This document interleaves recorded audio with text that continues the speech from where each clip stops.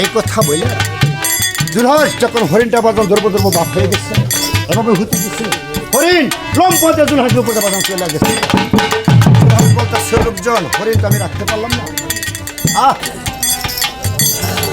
যখন বাজান হরিণটা চলে গেছে জুলহাস বলতেছে লোকজন হরিণটা আমি রাখতে পারলাম না এখন আমি কি করতে পারি জুলহাস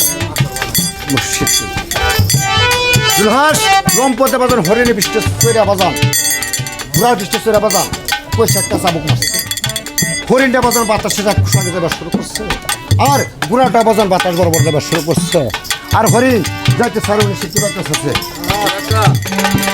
বলতে হবে এমন সময় মায়ার হরিণ দৌড়াইয়া মায়ার হরিণ চইলা না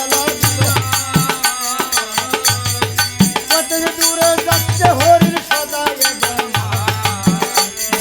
সুরঙ্গেরও কাছে যাইয়া দিছে দর্শন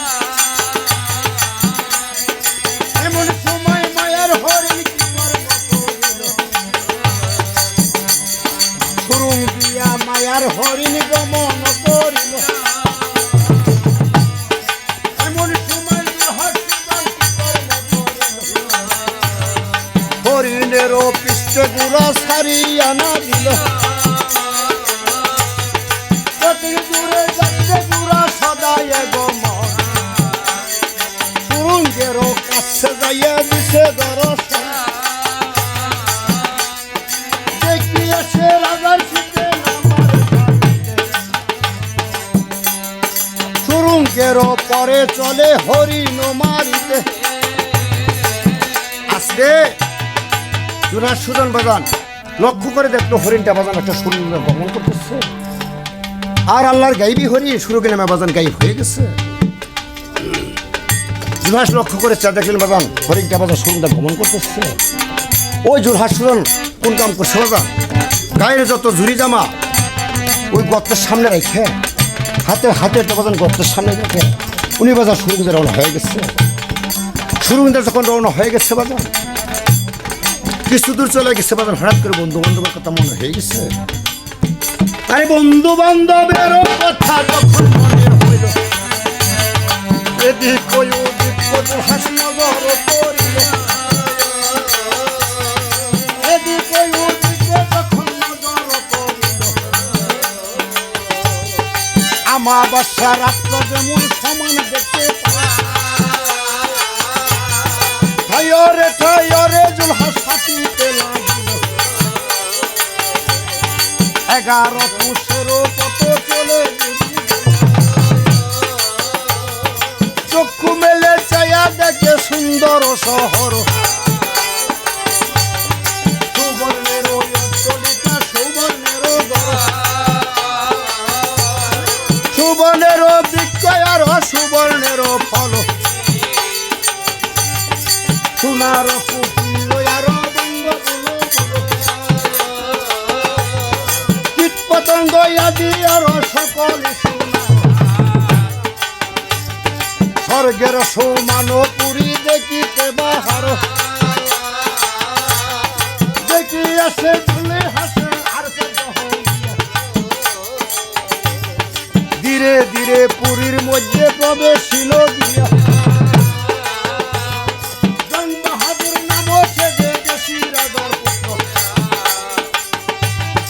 সমাতুল্যে করে পালন প্রজারি মতো আস্তে জুলহাস সুজন এমন একটা সুরঙ্গে বাজান এমন একটা জায়গায় গিয়ে পৌঁছাইছে বাজান ওই দেশে সে দেখে বাজান বন্ধু বান্ধব বাজান ওরা আপন বলতে কেউ হই নাই বাজান ও এমন একটা জায়গায় গিয়ে বাজান পৌঁছাইছে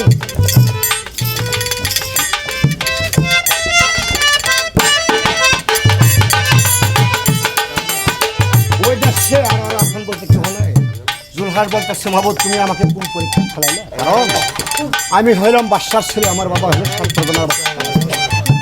সাত পরগনার লোকে আমার বাবাকে কর দেয় আজকে আমি এমন একটা জায়গায় পৌঁছেছি দেশে আমার আপন বলতে আমি কার কাছে যাই কার কাছে দাঁড়াই আর কার কাছে যাব না আমি মনের কথা এমন কোনো বান্ধব আমার এই দেশে নাই জুলহাস অকুলন হয়ে বাজান লক্ষ্য করে চেয়ে দেখে বাজান সন্ধ্যা প্রায় ঘনিয়ে আসছে।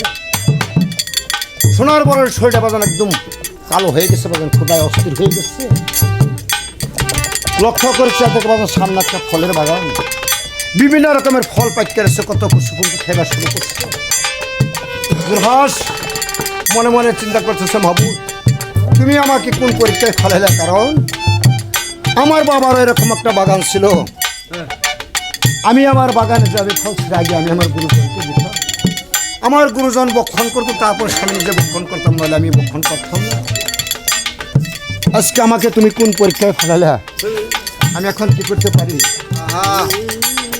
জুলহাস অকুলন হে বাজান ওই বাগানে দেখা দুইটা ফল ছিঁড়ছে, ফল ছিঁড়া বাগান একটা গাছের শেকড় সাথে বসছে।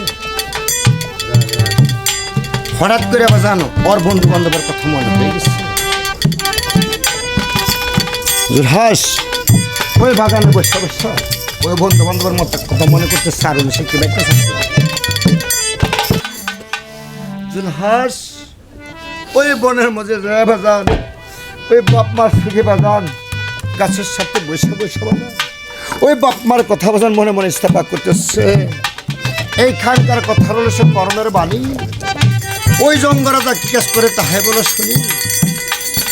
জঙ্গরাজা বাজান উজির নাজির পাত্র মিত্রের যখন বাজান সে কাছাতে বসে রাজকাজ আলাপ আলোচনা করতেছে, এমন সময় দৃষ্ট করে চাই ওর ফলের বাগান নাজির বাজান একটা আগুন ধরে সেরকম দেখতে পারে। জঙ্গরাজা বলতা সুজির যে দেখো তো আমার ফলের বাগানে কেউ আগুন ধরে দিচ্ছে কিনা। এই কথা যখন বললেন উজির বাজান আস্তে আস্তে যাবার শুরু করছে, ধীরে ধীরে বাসার উজির বাজান কইরাছে ওই ফুলের বাগানে যাকে বল দিচ্ছে ধরা আইনকারে উজির দৃষ্ট করে চাই অগ্নিবরণ একটা লোক সেরেছে কেবল দেখিবারে পায়। দেখে বাজান একদম আশ্চর্য হয়ে গেছিল। বাবু তুমি মানুষের শরীরে এরকম রূপ দিতে পারো? হ্যাঁ রূপেতে পাগল, ওই পুষ্য রূপ দেখে পুষ্য পাগল। উজির বাজান দৌড়ে যাবার সাদর বাজা বক্তার আমি পড়িলাম কালাম, আপনার চরণ রাখি আমি হাজার হাজার সালাম। আমি কব কারো ঠয় এরকম আশ্চর্য রূপ রূপেতে পাগল, পুষ্যের রূপ দেখে পুষ্য হয়ে যায় পাগল। বাসাতে কয় কিরে যাও বেটাকে আমার দরবারে নিয়ে আসো। ওই কথা যখন বললে উজির বাজান আস্তে আস্তে যাবার শুরু করছে, ধীরে ধীরে বাসার উজির বাজান কইরাছে কেমন ওই জুলহাসের সামনে যাকে বল দিচ্ছে ধরা যা বলতেছে মিয়া ভাই বাসায় অর্ডার করছে, এই মুহূর্তে বাসার দরবার আপনাকে যাইতে হবে। জুলহাস মনে মনে চিন্তা করতেছে, মাহবুব হয়তো আমি কার বাগান থেকে দুইটা ফল ছিঁড়ছি, হয়তো বাগানে মালিক দেখে রাজার কাছে নালিশ করছে, এখন বাসার দরবার আমার যাইতে হবে, কারণ এই দেশে তো আমার আপন বলতে আর কেউ না। এই কথা বইলা জুলহাস বাজান আস্তে আস্তে রওনা হয়ে গেছে। ধীরে ধীরে জুলহাস সদন বাজান করে আছে ওই জঙ্গরাজার সামনে যে কেবল দিচ্ছে কালে জঙ্গরাজা দৃষ্ট করে চাই অগ্নিবরণ একটা লোক কেবল দেখিবারে পায়। দেখে বাজান একদম মূর্ছা লেগে পড়ে গেছে। বান্ধে যা শেষে বাজান মাথায় পানি ঢেলে বাজান হুলগান করছে। হুলগান যখন করেছে জঙ্গরাজা বলতেছে, মাবুদ এরকম রূপ যৌবন তুমি মানুষের সঙ্গে দান করতে পারো? হ্যাঁ রূপেতে পাগল, ওই পুষ্য রূপ দেখে পুষ্য হয়ে যায় পাগল। মাবুদ আল্লাহ তাআলা ওর ঘরে যখন রূপ যৌবন দান করছে, আজকে আল্লাহ তাআলা আমার ঘরে একটা কন্যা সন্তান দান করেছে। আজকে যদি এই কন্যার সঙ্গে আর এই ছেলের সঙ্গে আমার কন্যার বিবাহ বন্ধন করে দিতে পারি, তাহলে মনে হয় আমি মরে গেলে আমার কন্যার জীবনটা বন্ধ হয়ে যাবে।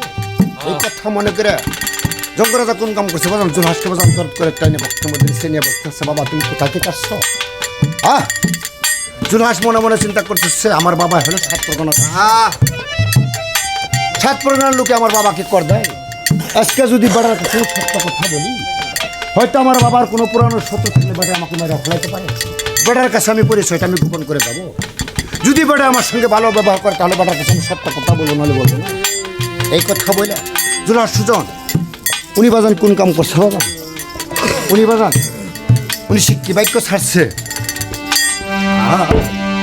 ওরে নাই খায় আমার মাতা পিতা হুজুর হাইগো নাইকা জুরার বায়ো, এই দেশেতে আপন বলতে আমার কেহ নয়, খিদাটি না গিলে অন্য হুজুর আমি যার বাপা খে পায়ো, সেটি আমার মাতা পিতা ধর্মের সুন্দর